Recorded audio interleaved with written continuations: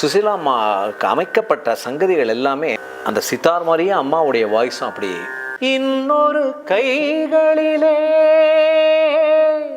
யார் யார் நானா. கண்ணதாசனை அவர்கள் அந்த பாட்டுடைய ராகத்தோட பாவத்தை கொண்டு வருது பாருங்க. மங்கள மாலை குங்குமம் யாவும் தந்ததெல்லாம் நீதானே.